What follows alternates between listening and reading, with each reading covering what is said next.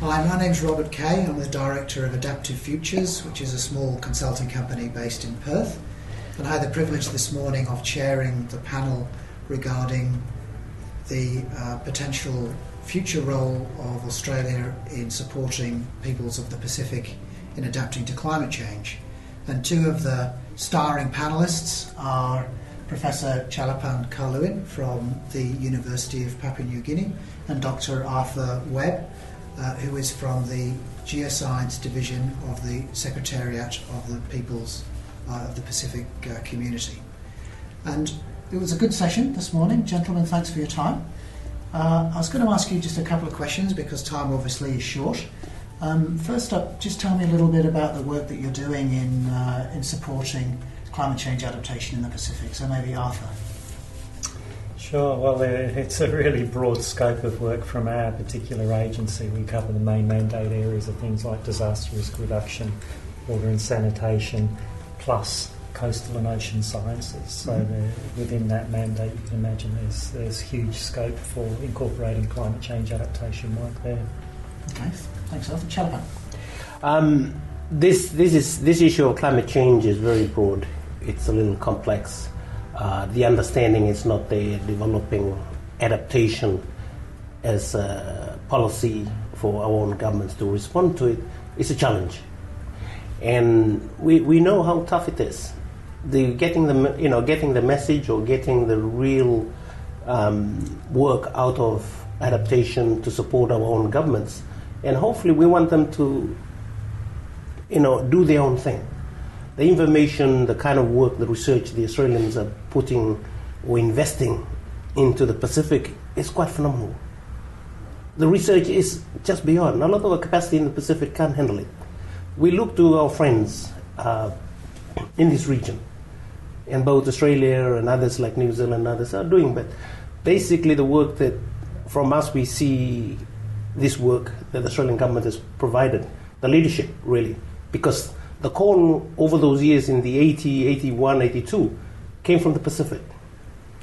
And the government responded, the Australian government responded, which supported us to know what is out there, the understanding of the adaptation, the science, for example. Yeah, I mean, we talked about that. We talked about that at length. I mean, Arthur, we talked about the role of your organisation and others in supporting the regional adaptation efforts. I thought that came out very clearly. What were the key things that came out for the panel from you from this morning? Well, I think it was, when we consider the long-term engagement of Australia in the region and, particularly on the issue of climate change, this has only been going for a few years now, and we know that there are some pilot projects which haven't done so well, but there's so much to be celebrated, and there's so many excellent programs of work that are going on in the Pacific right now. So I think we wanted to get across that, celebrating the successes that are there, and getting across the fact that there are these huge mechanisms that exist already in the Pacific that can deliver climate change adaptation. And we need to capitalise on those, so strengthen them, bolster their ability to absorb this extra work and deliver at the ground level in country. And when I say strengthen the mechanism, I mean everything from these regional institutions to the national, right down to the local level. Yeah, and we talked about, that was a good key point, we talked about Chalapan, you were very clear about engaging at a community level and putting climate change adaptation within a development context. Yes. I mean, this is quite true. I mean, the basic data that any developing partner would provide, and we know our capacity in the Pacific. We know that climate change is a big risk, but developing policies at either a national government or communities is a challenge. For Papua New Guinea as well, we know those are things, but we look at this as sustainable development, and I think this is where we came out from our discussions. Climate change, we know it's a disaster, part of a disaster issue. It should be treated as both a sustainable development, we shouldn't take it away, and most of our governments should be looking at developing policies that the baseline that both Australian government are pushing to support our decision process is phenomenal. But we haven't got there yet. I think one of the biggest query here is the greenhouse signal, because when we look at when is it going to rise? Is it the next 40 years?